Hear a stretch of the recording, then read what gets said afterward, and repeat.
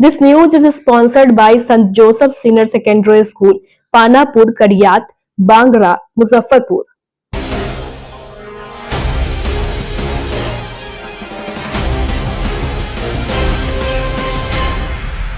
नमस्कार, स्वागत है आपका डेन न्यूज में और दिन भर की तमाम अहम खबरों के साथ मैं हूं आरती सिंह। आगे बढ़ने से पहले आइए नजर डालते हैं आज की खास खबरों पर।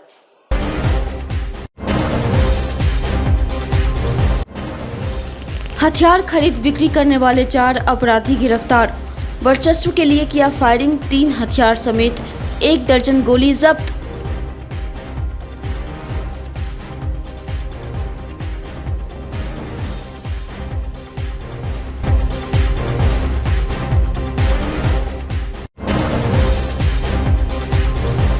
मुजफ्फरपुर में 2 अपराधी हथियार और शराब के साथ गिरफ्तार, कई लूटकांड में रहे हैं शामिल।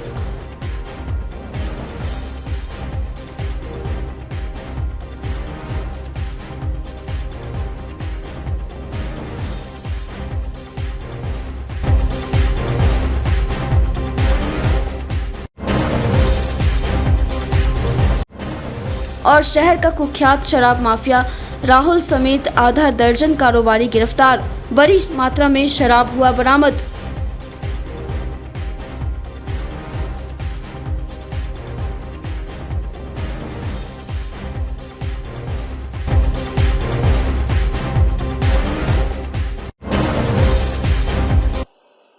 तो ये थी सुर्खियां और अब खबरें विस्तार से। मुजफ्फरपुर पुलिस ने 4 शातिर अपराधियों को गिरफ्तार किया है। इनके पास से कई हथियार और 1 दर्जन गोली जब्त किया गया है। ये लोग हथियार खरीद बिक्री के साथ साथ लूटपाट की घटना को भी अंजाम देते थे। पुलिस इनके गिरोह के अन्य अपराधियों की गिरफ्तारी के लिए छापेमारी कर रही है। मामला मोतीपुर थाना क्षेत्र का है। पुलिस को गुप्त सूचना मिली कि कथैया थाना क्षेत्र के कुड़िया गाँव में अपराधियों के द्वारा फायरिंग की गई है। सभी नारंगी रंग के कार में सवार होकर भाग रहे थे। सूचना के आलोक पर त्वरित कार्रवाई करते हुए एक टीम गठित किया गया। गठित टीम के द्वारा मोतीपुर थाना क्षेत्र के धूमनगर पेट्रोल पंप पर कार को देखा गया।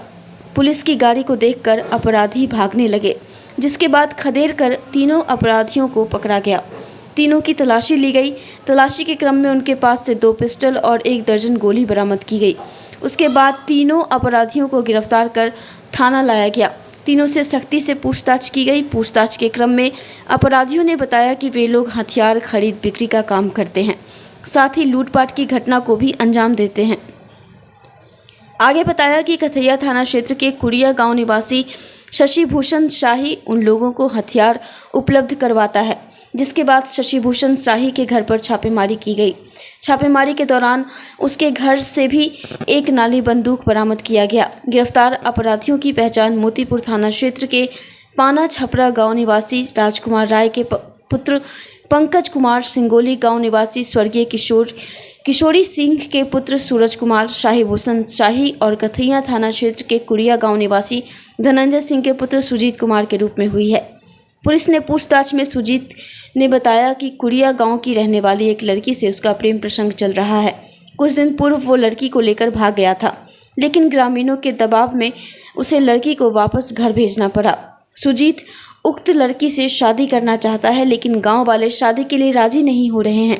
इसलिए वर्चस्व और खौफ बनाने के लिए सुजीत अपने दोस्तों के साथ मिलकर फायरिंग किया था। ये कल की घटना है। ये कथैया अंतर्गत एक कुड़वा गांव है, वहाँ पर फायरिंग हुई और फायरिंग के बाद से ग्रामीण लोग दहशत में आ गए। वहीं से ये सूचना सबसे पहले अनुमंडल पुलिस पदाधिकारी सरैया को गई। वहाँ से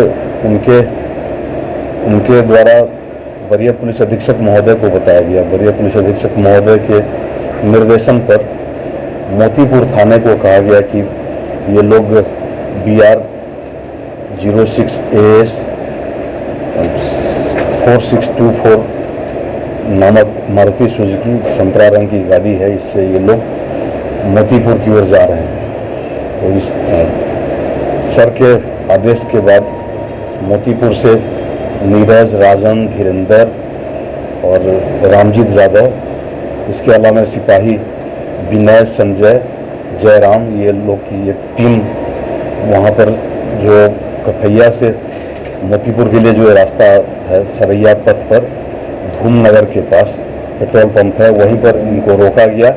इस गाड़ी को रोका गया। गाड़ी रुकने के बाद से इसमें जितने भी लोग थे वो उतर कर भागना शुरू किए, जिसमें कि पुलिस पीछा करके उनको पकड़ी। इस बीच एक बहुत बड़ी घटना होने से बच गई, क्योंकि जो संजय नाम का BSF का सिपाही था उस पर पंकज जो अपराधी था उसने 9mm पिस्टल से गोली दागने की भी कोशिश की, और जो कि मिसफायर हुआ। अगर वो गोली लग जाती उसके बाद से ये तीनों अपराधी भी, पुलिस तो जरूर तीनों को मार देती। तो एक बहुत बड़ी घटना होने से बच गई, क्योंकि मिसफायर हुआ और संजय भी बाल बच गया। इसके बाद से इन 3 अपराधियों को दबोचा गया, जिसमें से कि एक पंकज है जो पाना छपरा का रहने वाला है, दूसरा सूरज जो कि सिंघैला थाना मोतीपुर का, और तीसरा सुजीत कुमार जो कि साकिन कुड़वा थाना कथैया। ये इस 3 को दबोचा गया। और इसके पास जब जांच हुई तो जांच के क्रम में सुजीत के पास 9mm का पिस्टल जिस पर कि मेड इन जर्मनी और यूज फॉर ओनली आर्मी लिखा हुआ है, और उसके पास एक कारतूस भी बरामद हुआ, 9mm का कारतूस। सूरज के पॉकेट से 2 कारतूस 9mm का कारतूस बरामद किया गया। और पंकज जो कि एक तरह से कहा जा सकता है कि इसका मुख्य सरगना पंकज ही है, पंकज ने फायर किया था। पंकज ही संजय नाम के BSF जवान पर फायरिंग भी की थी। उसके पास 9mm पिस्टल बरामद हुआ, और इस तरह से उसको दबोचा गया। दबोचने के बाद से थाने पर पूछताछ की गई। पूछताछ के क्रम में ये पूछा गया कि आखिर कहाँ से ये सब हथियार लाते हो, कहाँ से तुम्हारे पास हथियार आया है। तो इसके पंकज के निशानदेही पे और सुजीत के निशानदेही पर दोनों द्वारा बताया गया कि पाना छपरा ले चलिए, पाना छपरा में हम लोग बताएंगे। वहाँ पर जिस घर में ले गया वो शशिभूषण शाही का घर है। शशिभूषण शाही पेशर मदन मोहन शाही, ये पाना छपरा के रहने वाले हैं। उन्हीं के यहाँ इन दोनों के बताए हुए और शशिभूषण शाही के निशानदेही पर बिस्तर के नीचे से रखा हुआ जो आप लोगों के समक्ष जो बंदूक था, एक नाली बंदूक वहाँ से बरामद किया गया। उसके बाद थाने पर लाया गया। थाने पर और भी पूछताछ की गई। पूछताछ के क्रम में ये पता चला कि जो सुजीत कुमार नाम का लड़का है जो कथैया का रहने वाला है, ये कुछ दिन पहले 2-3 दिन पहले मुजफ्फरपुर टाउन में आकर भी वो कथैया के एक लड़के से मारा पीटी किया था। इसके बाद इसका मुख्य कारण ये था कि कथैया की ही एक लड़की से सुजीत कुमार प्रेम प्यार में बंधा हुआ था। उसके बाद से उसको लेकर भागा भी था। कांड दर्ज नहीं हुआ था, लेकिन ग्रामीणों ने समझा बुझाकर इसको शांत करा लिया था। लेकिन वहाँ दहशत फैलाने के लिए सुजीत जो लड़का है जिसके पास 9mm pistol made in Germany उसके कमर से मिला है, उसी के कहने पर सिंघैल से मुजफ्फरपुर पुलिस ने गुप्त सूचना के आधार पर 2 शातिर अपराधियों को गिरफ्तार किया है। उनके पास से 2 राइफल भी जब्त किया गया है, साथ ही शराब भी जब्त किया गया है। इनके निशानदेही पर अन्य अपराधियों की गिरफ्तारी के लिए पुलिस छापेमारी कर रही है। दरअसल बुधवार की रात ग्रामीण एसपी विद्यासागर को गुप्त सूचना मिली कि पारू थाना क्षेत्र के जगदीशपुर बाया में रविंद्र कुमार यादव अपने सहयोगियों के साथ मिलकर विदेशी शराब की खरीद बिक्री कर रहा है। सूचना पर त्वरित कार्रवाई करते हुए एसडीपीओ सरैया कुमार चंदन के नेतृत्व में एक टीम गठित किया गया। गठित टीम मौके पर पहुंची।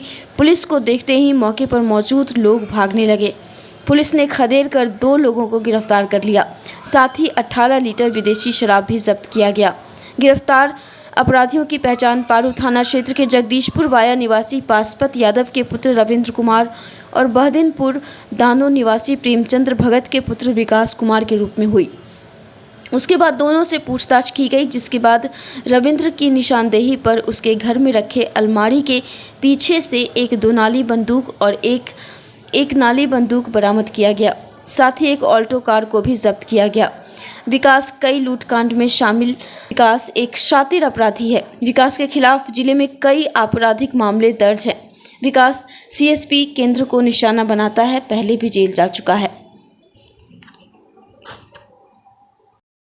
ये साहेबगंज में जनवरी-फरवरी माह में एक सीएसपी में लूट हुई थी, 80,000 की लूट हुई थी, और जिसमें कि कांड 36-25 दर्ज किया गया था और उसी कांड होने के बाद से एक वरीय पुलिस अधीक्षक महोदय के नेतृत्व में निर्देशन में एक टीम का गठन किया गया था कि इसमें जो भी लोग हैं वो सामने आ जाए। और उसके बाद से हम लोग जो टीम गठित हुई उसमें मुख्य रूप से चंदन जी थे, अनुमंडल पुलिस पदाधिकारी सरैया, और इसके साथ पारू थाना अध्यक्ष, साहेबगंज थाना अध्यक्ष, चूँकि जो भी था वो लोकेशन पारू मिल रहा था। इसके बाद से काफ़ी खोजबीन के बाद से आज उनको गिरफ्तार किया गया है। विकास कुमार, पेशर प्रेमचंद, और ये बहदीनपुर के रहने वाले हैं, पारू के। और इनके गिरफ्तारी के बाद से जब इनसे पूछताछ की गई, पूछताछ के बाद से इनके निशानदेही पर रविंद्र कुमार यादव, पेशर पाशुपत यादव, ये जगदीशपुर के रहने वाले हैं जो पारू में ही है, उनके घर से 18 लीटर शराब और एक 2 नाली बंदूक और एक नाली बंदूक ये वहाँ से मिला है, जो कि विकास कुमार का कहना है कि रविंद्र यादव का है, रविंद्र यादव का कहना है कि विकास कुमार का है। लेकिन ऐसा पता चला है कि विकास कुमार बहुत सारे लूट कांडों में इस पर 4 कांड तो हम लोगों को पता है, 36-25 जिसकी हम लोग कर रहे थे, उद्भेदन कर रहे थे, उसमें तो ये है ही।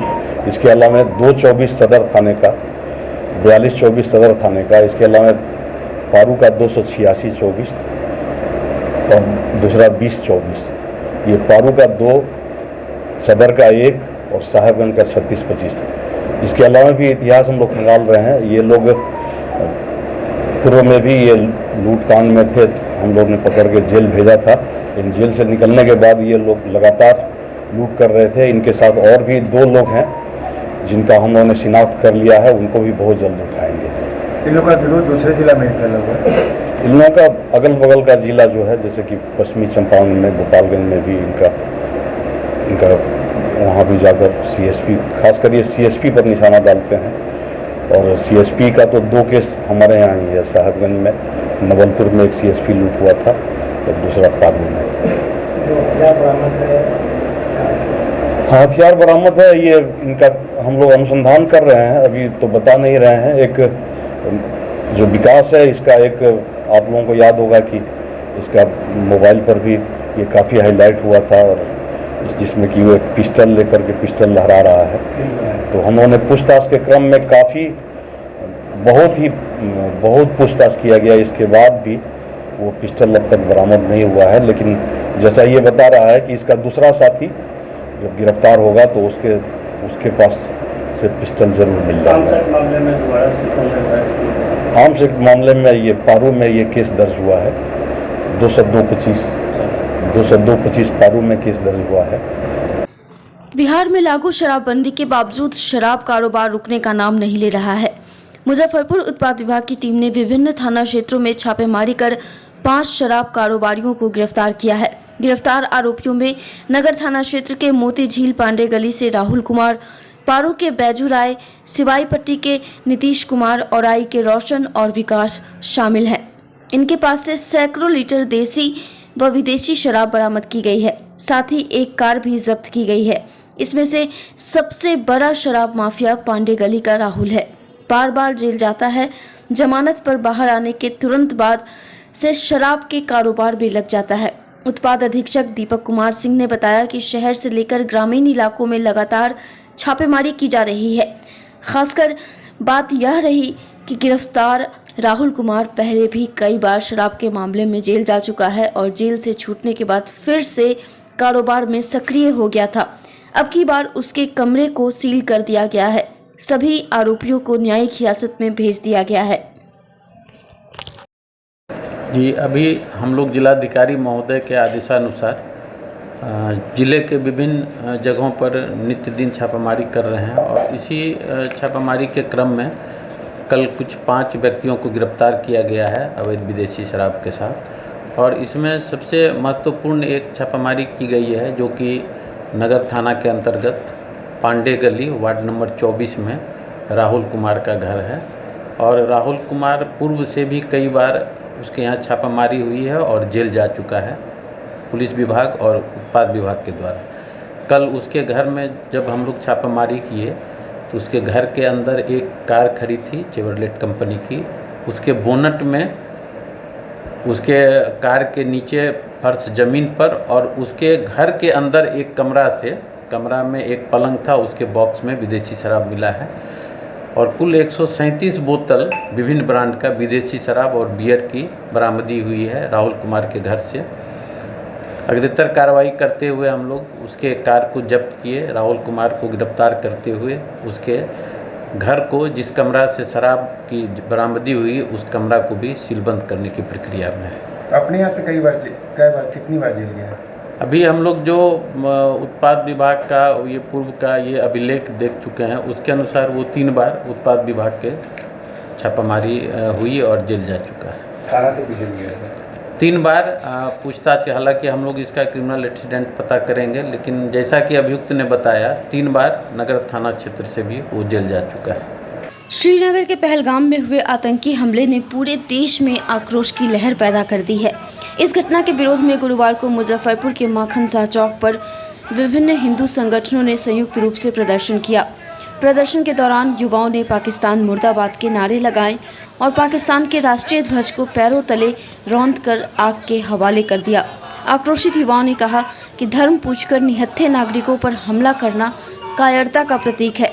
हमारी मांग है कि 28 शहीदों के बदले 28,000 आतंकियों का सफाया हो।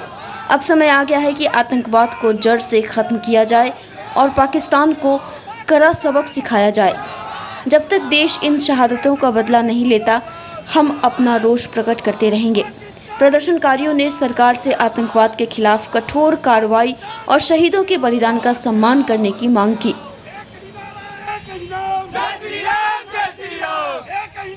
देश में शोक की लहर है। जितने भी हिंदू को मारा गया वो जात पूछ करके शर्मनाक हम लोगों के लिए, हिंदू के लिए। इसीलिए आज पाकिस्तान का हम लोगों ने झंडा जलाया है और आगे भी हम लोग पाकिस्तान का झंडा जलाएंगे। और मोदी जी से आग्रह है, निवेदन है कि आप पाकिस्तान को एक ऐसा सबक दीजिए कि कोई भी भारत देश पे आंख उठाकर देखने से पहले 100 बार सोचे। आज हम लोग पाकिस्तान का झंडा जलाए हैं क्योंकि ये बड़ी शर्म की बात है कि हमारे देश के सैलानियों का और हमारे देश के भाइयों का आज कत्ल हुआ है आतंकियों द्वारा। मैं प्रधानमंत्री मोदी से अपील करना चाहता हूँ, ये 28,000 लाश चाहिए, वो भी लॉ एंड ऑर्डर में घुस के मारे, तभी जाके हम लोग को चैन सुकून मिलेगा पूरे भारतवासी को। आज एक धर्म के नाम पर टारगेट किया जा रहा है, लोगों को बदनाम किया जा रहा है। या आतंकवादियों को घर में घुस के जब तक नहीं मारेंगे तब तक हम लोग इसी तरह पाकिस्तान का झंडा हर जगह जलाते रहेंगे। उद्देश्य कुछ नहीं है, भारत की संस्कृति और अस्मिता है अतिथि देवो भव, उसको भंग किया है मुल्ला आतंकवादियों ने। धर्म पूछकर, पैंट खोलकर, जाति पूछकर मारा है। यह कहां तक बर्दाश्त होगा? और कोई पाकिस्तान में सर्जिकल स्ट्राइक का जरूरत नहीं है। देश के अंदर मुल्ला आतंकवादी जो बैठे हुए हैं, पहले उनको नंगा करने की जरूरत है, उनका चेहरा पर्दाफाश करने का जरूरत है। ऐसे आतंकवादी जब तक भारत में रहेंगे तब तक आज पाकिस्तान है, कल चाइना रहेगा, श्रीलंका रहेगा, बर्मा रहेगा, म्यांमार रहेगा। ये कारवां कभी नहीं रुकेगी जब तक देश के अंदर के आतंकवादियों का चेहरा एक्सपोज नहीं होगा। यह तक मुल्ला आतंकवादी है। आज तक भारतीय इतिहास में कभी नहीं धर्म पूछ के मारा गया था, मगर इस बार धर्म पूछ कर मारा गया है। यह हमारे भारतीय मुसलमानों को ऊपर बहुत बड़ा कलंक है, जिस कलंक को धोने के लिए हमारे भारत के संपूर्ण मुसलमान समाज हम लोगों के साथ खड़े हैं और इस घटना की कड़ी निंदा करते हैं और करते रहेंगे। आज जो हमारे पहलगाम में जो कश्मीरी लोगों का, जो 28 लोगों का जो आतंकवादियों द्वारा, पाकिस्तानियों द्वारा, मैं आतंकवादी को नहीं, पाकिस्तानी, पूरा पाकिस्तानी आतंकवादी है, उनके द्वारा हमारे हिंदू नरसंहार किया गया है। इसका पूरे हमारे मोदी सरकार से अनुरोध है कि इसका ऐसा भरपाई होना चाहिए कि 28 के बदले 2800 का सर कलम होना चाहिए। और उसके हिसाब से ऐसा एक डर का माहौल हमारे प्रधानमंत्री और अमित शाह ऐसा एक डर का माहौल पैदा करे ताकि हर हिंदुस्तानी वहां श्रीनगर में जाकर झंडा फहरा सके और बिना डर के रहे भारत में। लेकिन आज जो ये कलंक जो हमारे 4 लोगों ने लगाया है पूरे हिंदुस्तान में, ये कलंक भूलेगा नहीं भारत। इसलिए हम लोग ये चाहते हैं हम लोग मोदी सरकार के सर महादेव की शिवसेना है निकल पड़ी, सर पर कफन बांध कर देखो बजरंगियों की फौज चली, गली गली में मात भवानी का उठा जयकारा है, कहो गर्व से हम हिंदू हैं। लंगट सिंह महाविद्यालय में व्याप्त अराजकता, मूलभूत सुविधाओं का अभाव सहित अन्य मांगों को लेकर गुरुवार को अखिल भारतीय विद्यार्थी परिषद लंगट सिंह महाविद्यालय इकाई के द्वारा विश्वविद्यालय परिसर स्थित धरना स्थल पर अनिश्चितकालीन भूख हड़ताल की शुरुआत की गई। इस दौरान लंगट सिंह महाविद्यालय के प्राचार्य के खिलाफ जमकर नारेबाजी की गई। छात्रों का आरोप है कि एलिस कॉलेज जैसे बड़े कॉलेज में भी पीने के पानी और शौचालय की व्यवस्था नहीं है। इससे छात्राओं को काफ़ी कठिनाई होती है। कई बार कॉलेज के प्रिंसिपल से कंप्लेन की गई लेकिन कोई निष्कर्ष नहीं निकला। आखिरकार कॉलेज में व्याप्त कुव्यवस्था के खिलाफ आज अनिश्चितकालीन भूख हड़ताल करना पड़ रहा है। विद्यार्थी परिषद के लंगट सिंह कॉलेज के इकाई मंत्री नेहा कुमारी ने बताया कि इतने बड़े कॉलेज में सैनिटरी नैपकिन की भी व्यवस्था नहीं है। हमारी मांग अगर पूरी नहीं हुई तो हम लोग अनिश्चितकालीन भूख हड़ताल समाप्त नहीं करेंगे।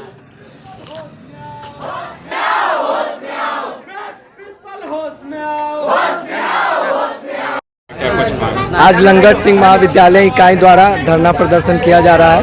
कॉलेज में बाथरूम की व्यवस्था नहीं है।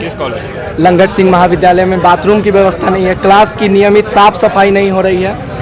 बच्चे मोतिहारी से, चकिया से, मोतीपुर से लोग आ रहे हैं, लेकिन क्लास करने के लिए उन लोगों को डेली आना संभव नहीं है। छात्रावास खोला नहीं जा रहा है। आज से नहीं, ज्ञापन कितनों दिनों से उनको दिया जा रहा है। 2022 से सारा ज्ञापन दिया जा रहा है, लेकिन आज तक वो 15 दिन, 1 महीना, 2 महीना टाइम ले लेकर के खोल नहीं रहे हैं। महाविद्यालय में लाइब्रेरी की सुविधा नहीं है, वहाँ पुस्तकें नहीं है, और वो उनको बोला जा रहा है जो सब चीज़ पे वो टाइम पे टाइम दिए जा रहे हैं, लेकिन अपने बैठे हुए हैं। हम लोग यहाँ धूप में त्रस्त हो रहे हैं, वो अपने एसी में बैठे हुए हैं। कुलपति से बढ़ता हुआ है? नहीं, अभी तक नहीं हुआ है, कोई लोग नहीं आए अभी। क्या परिचय हो गया? हम लोग लंगट सिंह महाविद्यालय के छात्राएं हैं। हम लोगों ने ढेर सारी मांगे रखी है प्रिंसिपल के सामने, जो कि बहुत दिनों से हम लोग ज्ञापन पे ज्ञापन दे रहे हैं, बट आज तक वो एक भी उसमें से मांगे पूरी नहीं की गई है। हम लोग छात्राएं हैं, हम खुद मोतीपुर से आते हैं, बट यहाँ छात्रावास की कोई सुविधा नहीं है। जब भी हम लोग कोई ज्ञापन देते हैं प्रिंसिपल को कि छात्रावास शुरू कीजिए, तो वो बोलते हैं कि कंस्ट्रक्शन का काम चल रहा है, वॉशरूम रिपेयरिंग हो रही है, बट हम लोगों ने खुद साक्षात प्रमाण देखा है जाकर कि वहाँ कोई वॉशरूम में कोई दिक्कतें नहीं है। पूरी वॉशरूम साफ सफाई है, उसमें कोई दिक्कत नहीं है, और ना ही कोई कंस्ट्रक्शन का काम चल रहा है। फिर भी कोई छात्रावास ओपन नहीं किया गया। हम लड़कियां, हमें सिंपल सी बात है कि हम लड़कियां, हमें बहुत सारी दिक्कतें आती हैं। यहाँ पे ना ही कॉमन रूम की सही व्यवस्था है, ना ही वॉशरूम की सही व्यवस्था है। यहाँ तक कि बगल में RBBM कॉलेज है, लड़कियों गर्ल्स कॉलेज है, वहाँ पे 4 सैनिटरी पैड मशीन लगे हुए हैं। हमारे कॉलेज में इतने बड़ा, पूरे मुजफ्फरपुर का सबसे बड़ा कॉलेज मुजफ्फरपुर है, फिर भी हमारे महाविद्यालय में एक भी सैनिटरी पैड की सुविधा वहाँ पे नहीं है। यहाँ तक कि हमारे जो एक्स्ट्रा सब्जेक्ट है उनके क्लासेस नहीं चल रहे हैं, ना ही उनके प्रोफेसर्स हैं। हमारे महाविद्यालय में पानी की सुविधा नहीं है। पानी की सुविधा है तो वहाँ से ना कीड़े निकलते हैं, पीने के पानी के नीचे से कीड़े निकलते हैं, वो पानी कोई कैसे पी सकता है। और जब प्रिंसिपल को बोला जाता है तो सर कहते हैं कि आपको क्या सुविधा है, सब चीज़ें तो करी जा रही है, कुछ नहीं करा जा रहा है। हम लोगों ने परसों बात करी तो हमको सर कहते हैं कि सारी चीज़ें तो कर दी है, बेटा आपको क्या दिक्कत है। अगर दिक्कत नहीं होती तो इतने स्टूडेंट यहाँ क्यों बैठे होते, सीधी सी बात है। तारामंडल सबसे पहला तारामंडल था जो आज तक शुरू ही नहीं किया गया। यहाँ पे साइकिल वे स्टूडेंट के साइकिल चोरी जाते हैं, जब साइकिल ही चोरी होंगे तो स्टूडेंट क्यों आएंगे कॉलेज में, सीधी सी बात है। NSS की कोई वो नहीं है, NSS का कोई कार्यालय नहीं है, जहाँ कार्यालय है भी तो उसको कचरा डब्बा बना के रखा गया, उससे कोई वहाँ पे कोई कार्रवाई नहीं होती है। यहाँ खेल गतिविधि का भी कोई साधन नहीं है, ना ही कोई सुविधा है। कॉमन रूम इतने गंदे होते हैं कि वहाँ जाने की किसी की हिम्मत नहीं होती। इतने बड़ा कॉलेज है, वहाँ पे बस 4 जगह पेयजल की व्यवस्था है, वहाँ से कीड़ा निकलते हैं, लेकिन इतने बड़े कॉलेज में 4 जगह से कुछ नहीं होने वाला है। कम से कम हर एक डिपार्टमेंट में एक पेयजल की सुविधा होनी चाहिए, ये हमारी मांग है। जल्द से जल्द छात्रावास को ओपन किया जाए, ये हमारी मांग है। इस तरह से हमारी बहुत सारी मांगे हैं जो प्रिंसिपल को दी जा चुकी है, बट उन पे सर की कोई कार्रवाई नहीं है। हम लोग चाहते हैं जल्द से जल्द हमारी मांगों को पूरी की जाए, जल्द से जल्द जितनी हो सके हमारी मांगे पूरी की जाए। जब तक हमारी मांगे पूरी नहीं होगी, हम यहाँ से नहीं हटेंगे, तब तक हमारा ये saint Joseph senior secondary school, Panapur, Kariyat, Bangra, Muzaffarpur, affiliated to CBSE 10+2. co-education. The school maintains a very efficient team of teachers equipped with physics, chemistry, biology, maths and computer lab. Career-oriented classes through counseling from Standard 6. Skill development through yoga, dance and music. Route-wise vehicle facilities available. Separate hostel facilities for boys and girls. School is always ahead in participating cultural, literacy and other similar activities both at city and state level. Our result in boards, IIT, PMT show our effort. Registration for admission is going on. Registration forms available on Lenin Chowk and John Chhapra also. सभी भूमिहीन परिवार को आवासीय भूमि 5 decimal हेतु कानून बनाने नगर निगम नगर परिषद सरकार के अधीनस्थ विभाग में ठेकेदारी संविदा आउटसोर्सिंग प्रथा समाप्त करने डॉक्टर अंबेडकर समग्र सेवा अभियान के तहत सरकार के 22 योजनाओं का लाभ वंचित परिवार को देने सहित मांगों को लेकर गुरुवार को राजद के झुग्गी झोपड़ी स्वच्छ कार्य श्रमिक प्रकोष्ठ के द्वारा मुजफ्फरपुर के समाहरणालय परिसर स्थित धरना स्थल पर 1 दिवसीय धरना दिया गया। इस दौरान सरकार के खिलाफ जमकर प्रदर्शन किया गया। धरना में पूर्व मंत्री कांटी विधायक इसराइल मंसूरी भी शामिल हुए। उन्होंने कहा कि काफ़ी संख्या में लोग आज भी भूमिहीन हैं। डबल इंजन की सरकार सिर्फ घोषणा पर चल रही है। जिले में आज भी हजारों हजार फैमिली ऐसे हैं जो इधर उधर गुजर बसर कर जीवन यापन कर रहे हैं और उनको पर्चा भी नहीं दिया जा रहा है। वहीं प्रकोष्ठ के प्रदेश प्रधान महासचिव पिंटू राम भंगी ने कहा कि जब तक हमारी मांग को सरकार नहीं मानती है तब तक आंदोलन जारी रहेगा।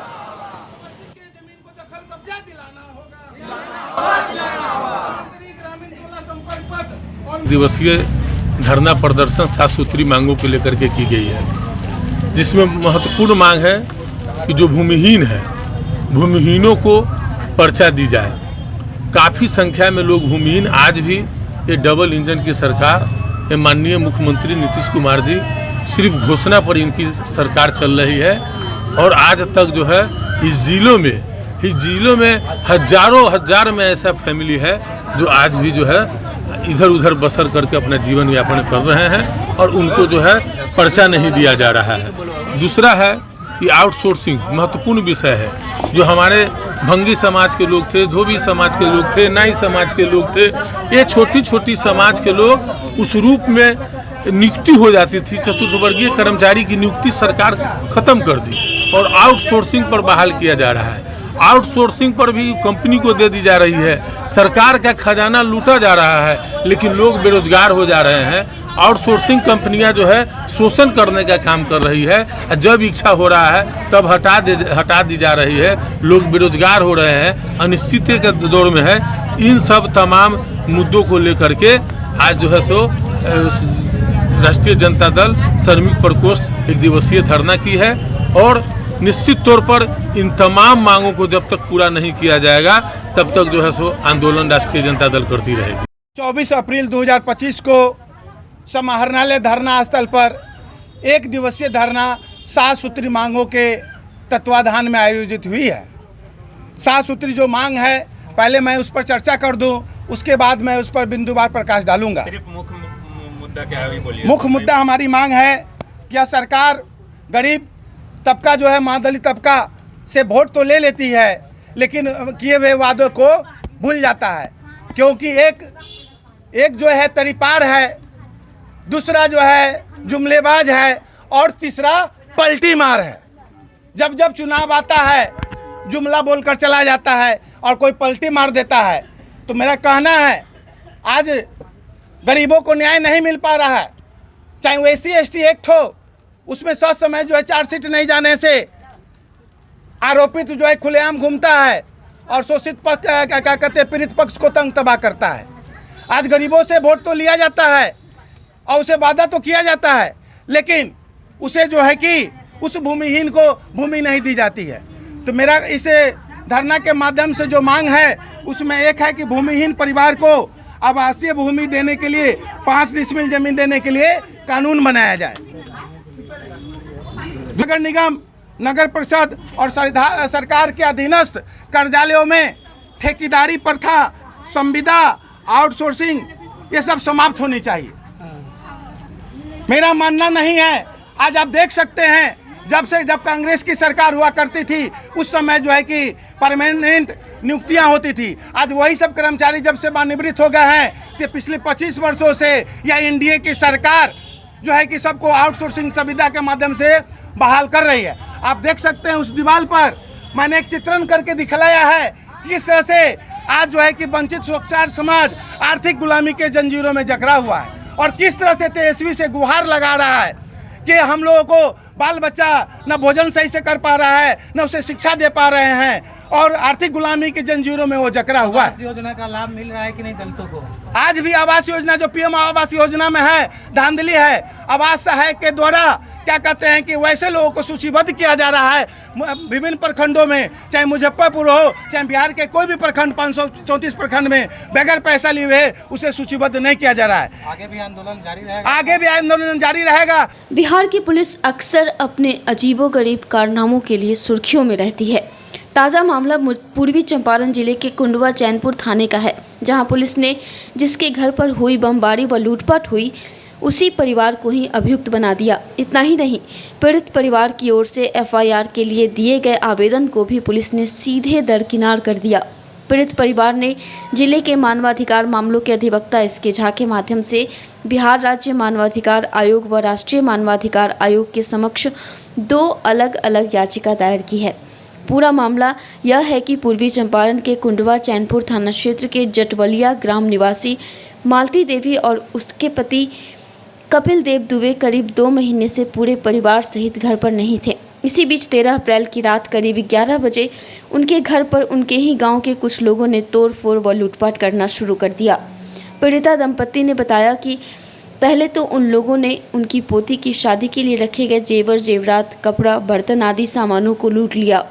फिर घर में बम ब्लास्ट कर दिया। उन लोगों को जब मामले की जानकारी हुई तो वे लोग घर पहुंचे और नामित अभियुक्तों के विरुद्ध कुंडवा चैनपुर थाने में लिखित शिकायत दी। लेकिन पुलिस ने मामले में कार्रवाई करने के बजाय उल्टे उन लोगों के विरुद्ध ही प्राथमिकी दर्ज कर दी। पीड़ित दंपति की माने तो पुलिस ऐसा उनके द्वारा दिए गए आवेदन में नामित अभियुक्तों के मेल में आकर कर रही है। मानवाधिकार अधिवक्ता एसके झा ने बताया कि यह मामला मानवाधिकार उल्लंघन के अति गंभीर कोटि का मामला है, जो बिहार के पुलिस की स्याह छवि को उजागर करता है। फिलहाल मामला माननीय आयोग के समक्ष विचाराधीन है। मुझे पूर्ण विश्वास है कि आयोग के द्वारा मामले में उच्च स्तरीय जांच करते हुए सकारात्मक कार्रवाई अवश्य की जाएगी। मार दे सब व्यक्ति के। कौन धमकी दे रहा है? वो है नाम क्या? सुंदरम देवी। कौन है?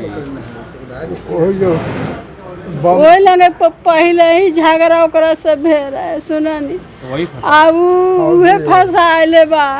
कौन है? पड़ोसी है कि गोतिया? हाँ, अलग या पटीदार है, हमारा अपन पटीदार वही फंसवाया। उहे फंसवाले बा। रोज धमकी देता, टंगड़ी काट दे तो गोली से मरवा दे। कहाँ आप आए हैं? आप कहाँ आए हैं यहाँ? हम साहब के पास। जी, मामला है कि कुंडवा चैनपुर थाना अंतर्गत जटवलिया वार्ड नंबर 12 के रहने वाले हैं। ये बुजुर्ग दंपति हैं। इनकी उम्र है 80 साल और इनकी उम्र है 75 साल।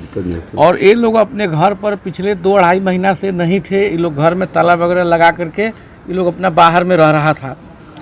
इनकी पोती की शादी इस वर्ष इनको करना है, तो उसका जेवर जेवरात, कपड़ा लत्ता सब घर में रखे हुए थे। उसके बाद में इनको जानकारी होती है कि इनके घर में रात्रि के समय कुछ लोग आकर के लूटपाट मचाए और लड़की का जो जेवर जेवरात था सब लेकर के गए और जाते जाते 2-4 गो बम भी घर में फोड़ दिया, ब्लास्ट कर दिया। इसकी जब इनको सूचना होती है तो एक कुंडवा चैनपुर थाना पर पहुँचे और थाना पर इन्होंने आवेदन दिया। एसपी मोतिहारी को भी इन्होंने आवेदन दिया, लेकिन इनके आवेदन के आलोक में कोई एफआईआर दर्ज नहीं किया गया। इनको नया अपडेट यह हुआ कि इन्हीं के घर पर बम ब्लास्ट हुआ, इन्हीं के घर से चोरी हुई, लूट हुई और इन्हीं के लड़के पर एक एफआईआर पुलिस के द्वारा कर दिया गया और उसमें सूचक बन गया थाना का चौकीदार कि यही लोग बम फोड़ा है, यही लोग घर में बम रखे हुआ है। ये लोग चिल्ला चिल्ला करके कह रहा है कि नहीं, हमारे घर में लूट लूटपाट हुई, सारा सामान चोरी लूट डकैती हो गया, घर को ब्लास्ट करके ये लोग क्षति बिछत कर दिया। अब पुलिस कह रही है कि नहीं, इनका लड़का का नाम डाल दिया पुलिस FIR में, और इन लोगों को भी तंग कर रहा है कि नहीं ये लोग भी बम बनाने वाले में है। तो देखिए 2 आदमी इस उम्र का, ये आदमी बम बनाने वाला ये आदमी लगता है क्या? ये 80 साल का बूढ़ा आदमी जो आज है कल रहेगा कि नहीं रहेगा इसका कोनो गारंटी नहीं है। एक पैर इस व्यक्ति का धरती पर है, एक पैर कवर में है, ये व्यक्ति बम बना रहा है, ये व्यक्ति बम बना रहा है। और उसके बाद में इनके लड़का पर भी कर दिया गया कि नहीं, लड़का को ही मेन आरोपी बनाया गया है कि उनके घर में पाया गया बम। बस इतना ही बात है FIR में कि उनके घर में बम पाया गया। जबकि इनका कहना है जो लोग चिल्ला करके आई, 10 दिन से लोग चिल्ला रहा है, मोतिहारी से लेकर के मुजफ्फरपुर तक ले लोग चिल्लाते आ गया। किसी तरह से हमारे बारे में जानकारी मिली कि हम चलते हैं वहाँ पर, हमारे पास में आए, हम इस पूरे मामला को समझे हैं। हम नेशनल ह्यूमन राइट्स कमीशन को और स्टेट ह्यूमन राइट्स कमीशन को हम 2 पिटीशन अप्लाई कर दिए हैं वहाँ पर। उसमें जल्द ही 1 सप्ताह के अंदर में है कि आयोग के द्वारा SP मोतिहारी को नोटिस इसमें होगा, और नोटिस होकर के SP साहब पटना में और दिल्ली में आयोग के समक्ष अपना जवाब देंगे। और इसकी जांच जो होनी चाहिए, इसकी फेयर जांच होनी चाहिए कि आखिर इनका जो आवेदन पड़ा उस पर भी जांच होनी चाहिए, और बम आया कहाँ से, बम बनाया कौन, इसकी तहकीकात होनी चाहिए।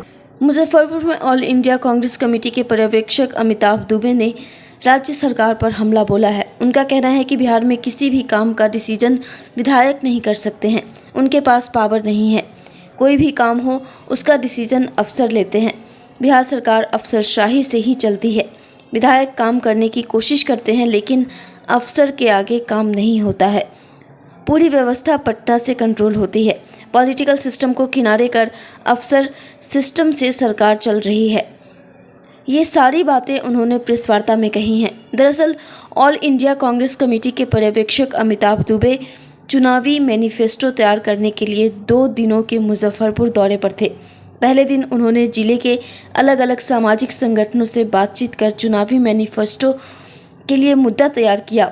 वहीं दूसरे दिन पत्रकारों से बातचीत की। इस दौरान उन्होंने बिहार सरकार पर निशाना साधा।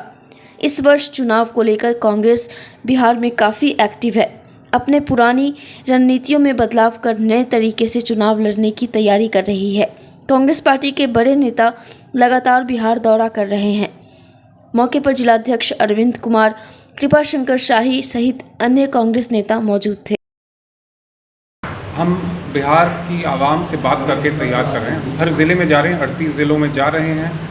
स्थानीय मुद्दों की बात हो रही है, राज्य के स्तर के मुद्दों की बात हो रही है, उनकी क्या समस्याएं हैं, क्या समाधान हो सकता है और उनके क्या सुझाव हैं जो हमारी घोषणा पत्र में देखना चाहते हैं। तो बहुत अब अफसोस की बात है कि नीतीश बाबू के 20 साल के शासनकाल के बाद इतनी कमियां, इतनी दुविधाएं, इतने गैप्स दिखाई दे रहे हैं स्वास्थ्य व्यवस्था में, शिक्षा व्यवस्था में, किसानी, एग्रीकल्चर में, खेलकूद के जो बच्चों के स्कूल और खेलकूद की व्यवस्था होती है, पढ़ाई की व्यवस्था होती है, जो हमारी जीविका दीदियां हैं उनके कर्ज में जो डूबी हैं, जो आंगनवाड़ी आशा बहनें हैं उनकी जो समस्याएं हैं, हर जगह समस्या ही समस्या दिखाई दे रही है। तो जितनी तरक्की, जितनी प्रगति पिछले 20 साल में होनी चाहिए थी वो दिखाई नहीं दे रही है। तो उदाहरण के तौर पे जैसे कि किसान हैं, उनको मिनिमम सपोर्ट प्राइस मिलता ही नहीं है। ये जो टैक्स का सिस्टम है बिल्कुल निष्क्रिय है। उनको जैसे कांग्रेस की सरकारें हैं अलग राज्यों में और राष्ट्रीय सरकार भी रही है, MSP एक बड़ा मुद्दा है देश में, किसानों को मिलता है, यहाँ पे उससे बहुत कम मिलता है, बिचौलियों को उसका एक बड़ा भाग मिलता है। तो कैसे कहेंगे कि विकास नहीं हुआ? नहीं, विकास तो हर राज्य, किसी भी राज्य में है, किसी हद तक तो विकास होगा। मैं ये थोड़ी हो सकता है कि बिल्कुल कहीं कोई विकास ना हुआ, लेकिन जितना पिछले 20 सालों में होना चाहिए, जो जहाँ बिहार को पहुँचना चाहिए था उससे बहुत पीछे दिखाई दे रहा है। आप कहीं भी देखिए, जैसे कि आजकल चर्चा होती है artificial intelligence, robotics, alternative energy, ये विश्व में चर्चा हो रही है, राष्ट्र में चर्चा हो रही है, लेकिन बिहार का इसमें क्या भागीदारी है? क्या बिहार के जो विद्यार्थी हैं स्कूल में, कॉलेज में, उनको की ट्रेनिंग इस लेवल की है कि इन चीज़ों में वो उनकी हिस्सेदारी दिखाई देगी, या बेचारे पलायन करके हर जगह जाना पड़ रहा है। तो बिहार जो पूरे विश्व में जो विजन दिखाई दे रहा है कई देशों का, उसमें बिहार का क्या विजन है? बिहार अभी भी उन्हीं पुराने मामलों में फंसा हुआ है। तो भविष्य बिहार के लिए सुनहरा भविष्य कौन दिलाएगा? पिछले 20 सालों में जो नीतीश बाबू की सरकार है अब बड़ी ढीली दिखाई दे रही है, दबाव में दिखाई दे रही है। तो मेरा मानना है कि इनका समय निकल गया है और एक नए विजन का टाइम है और एक नई सरकार को ये करना होगा। बिहार में आपका क्या विजन रहेगा यदि आपकी सरकार आती है तो आप क्या? तो देखिए, अभी हम हर ज़िले में जा रहे हैं, 38 ज़िलों में जा रहे हैं, लोगों से बात कर रहे हैं, समस्याओं को समझने के लिए, सुझाव लेने के लिए। तो जब ये पूरा कर लेंगे फिर हमारी मैनिफेस्टो कमेटी बैठेगी, मैनिफेस्टो तैयार करेगी और लोगों के सामने रखेगी। तो उस समय आपको दिखाई देगा कि हमारा क्या विजन है और भविष्य की बिहार की तरक्की के लिए हम क्या करना चाहते हैं। अभी तक की यात्रा में क्या सबसे ज़्यादा समस्या लगी, सबसे बड़ी समस्या? देखिए, जो बेसिक चीज़ है, शिक्षा, स्वास्थ्य, भोजन, इसमें बहुत कमियां दिखाई दे रही हैं। अगर ये आपकी नींव कमज़ोर है तो आगे बढ़ना मुमकिन नहीं होगा। तो आप कहीं प्राइमरी हेल्थ केयर सेंटर में जाइए, ताला लगा हुआ है। आप किसी अस्पताल में जाइए, टेस्टिंग नहीं होती, सीधा रेफरल हो जाता है। और जब आप आयुष्मान भारत का लाभ निकालने की कोशिश करते हैं, वो प्राइवेट में भेज देते हैं, कहते हैं कि भाई साहब ये यहाँ आपका इलाज नहीं होगा। तो ये पूरी व्यवस्था बैठी हुई है। पे बात करेंगे, लेकिन जो बिहार के असली मुद्दे हैं उस पर शांत रहेंगे। शिक्षा, स्वास्थ्य, खेती, बाढ़ पीड़ित तो ये है, बाढ़ से ग्रस्त है ये इलाका, उसके बारे में क्या करना चाहेंगे? योजनाएं तो घोषित होती जाती हैं, सैकड़ों करोड़ रुपया खर्चा होता है लेकिन बाढ़ आती रहती है। तो यहाँ जो पैसा भगवान जाने कहाँ जा रहा है, तो इसके बारे में मोदी जी कुछ नहीं कहेंगे, मैं आपको आश्वासन दिलाता हूँ। अच्छा, पुलवामा हमले पर क्या कहना चाहेंगे? जी, पुलवामा नहीं, वो देखिए ये देश पे एक बहुत बड़ा अटैक हुआ है। हम जो परिवार जो इससे पीड़ित हैं उनके लिए हम बहुत सहानुभूति महसूस करते हैं और हम चाहते हैं कि सरकार कठोर से कठोर कदम लें। बहुत सारे बयानबाजी पिछले कुछ सालों में आई है कि आतंकवाद ख़त्म हो गया है, आतंकी अब की हिम्मत नहीं है हमले करने की, और आपके सामने सच्चाई दिख गई है। तो इसका एक अच्छा ठोस कदम लेने चाहिए। इसको जहाँ से भी ये लोग आ रहे हैं एक जवाब ज़रूर देना चाहिए, लेकिन सोच समझ के देना चाहिए। जिस प्रकार धर्म पूछ के मारा गया उसको किस पर? देखिए, आपने देखा होगा कि जब ये हमला हुआ, जो परिवार वहाँ थे उनकी मदद किसने की? वहीं के लोगों ने की। अब ये जो बाहर से आते हैं जो आतंकवादी, उनका मकसद है कि धर्म के बीच में डिवीज़न करना। तो हम उन्हीं के ट्रैप में क्यों फंस जाएंगे कि हम भी अब इसको, हम पाकिस्तान का काम हम क्यों करें? उनको जो हमला करना है हम जवाब देंगे, लेकिन उनके साजिश में अगर हम फंस गए तो उन्हीं को फ़ायदा होगा। मुजफ्फरपुर जिला विधिक सेवा प्राधिकार के द्वारा एनडीपीएस एक्ट और नालसा की ओर से नशीली दवाओं के दुरुपयोग और नशीली दवाओं के उन्मूलन के पीड़ितों के लिए कानूनी सेवा योजना 2015 के तहत Shri Krishna jubilee law college Muzaffarpur में सचेतना सह विधिक जागरूकता कार्यक्रम का उद्घाटन दीप प्रज्वलन कर किया गया।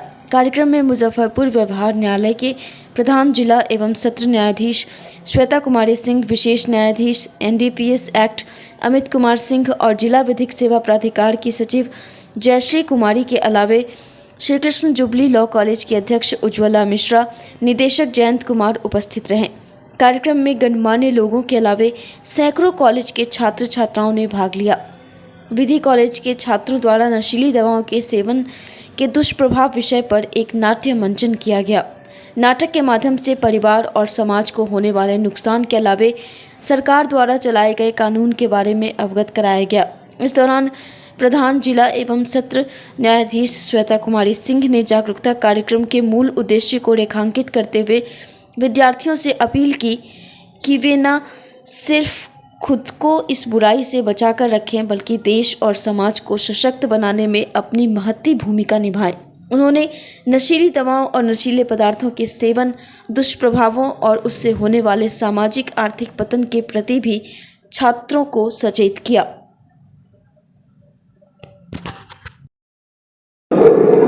ये बच्चे ही हमारे कल के भारत हैं। तो आजकल जैसा कि नशा, ड्रग्स, अल्कोहल, ये सब बच्चों के बीच में बहुत ज़्यादा चल रहा है। गांव में भी जैसा कि इन लोगों ने मंचन किया, आपने देखा, तो उन चीज़ों से बच्चों को कैसे अलग रहना चाहिए और कैसे गांव में भी ये एज लॉ स्टूडेंट जाके जागरूकता पैदा करें कि ये गलत चीज़ है, अगर किसी को है भी तो वो जा कर के डी एडिक्ट होएं, उसके लिए जो फ्री सब कुछ है उस सब को अवेल कराएं। तो इसका हमने यहाँ मंचन करवाया था, क्योंकि स्टूडेंट हमारे यहाँ हैं तो स्टूडेंट ही दूसरे को जा कर के बता सकते हैं और इसमें काफ़ी मददगार हो सकता है और स्टूडेंट के बीच में ही ये फैलता भी है, इसलिए हमने इसे यहाँ पर करवाया। ज़्यादा की देखते हैं मैडम कि आप ये ज़्यादातर युवा इसका शिकार ज़्यादा हो जाते हैं, तो सरकार के द्वारा भी बहुत सारे कानून हैं उनके रिहेबिलिटेशन को लेकर, तो वो भी चीज़ें बताई गई है, तो किस प्रकार से डीएलए से अपनी भूमिका निर्माण करना।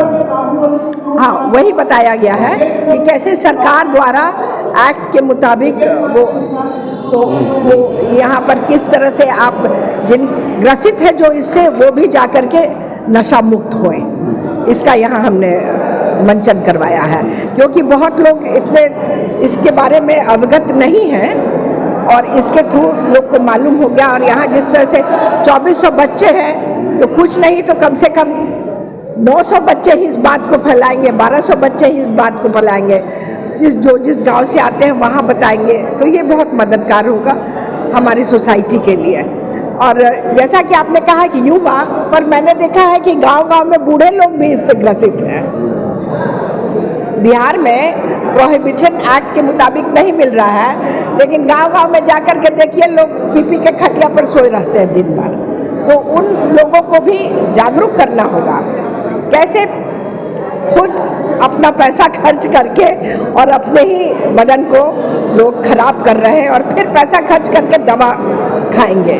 तो ये लॉ स्टूडेंट किस प्रकार से अवेयर करेंगे इसको लेकर? हमारे लॉ स्टूडेंट्स जा करके बताएंगे कि ऐसे अगर आप ग्रसित हैं उससे तो आप कैसे जा करके अपने आप को डी एडिक्ट हो सकते हैं, जैसा आप मंचन में बताया। प्लस इसके बारे में लोगों को बताएंगे कि ये नहीं है, आप जेल के अंदर भी जा सकते हैं, इसके जो विधि की कार्रवाई है उसके बारे में बताएंगे।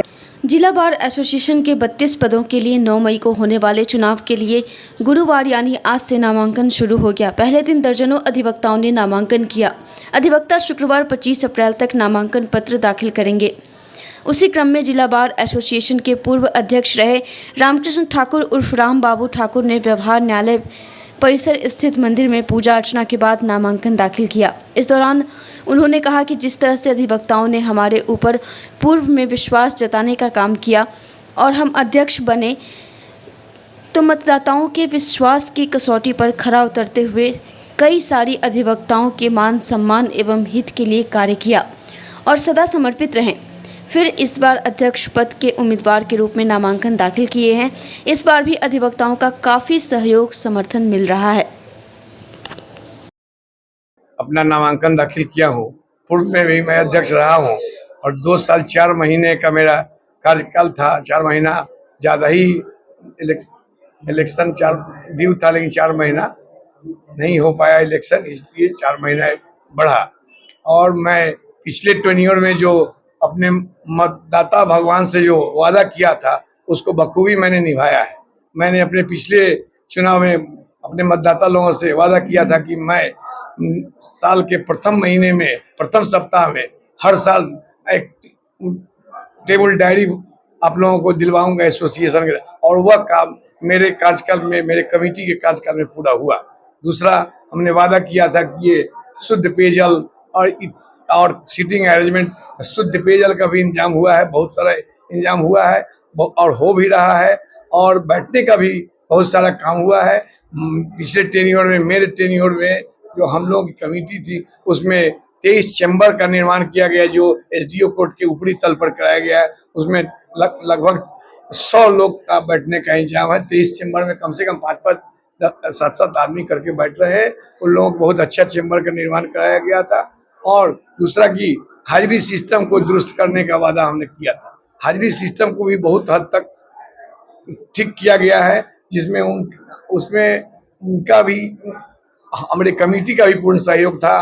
और दूसरी की उसके इन्हांसमेंट जो सिस्टम में हुआ है उसका रिटर्न ये हुआ कि लोगों को 2 बार साल में 1,000 रुपया पर में बतौर बोनस के रूप में भी दिया गया और हर महीने दिया जाता रहा है।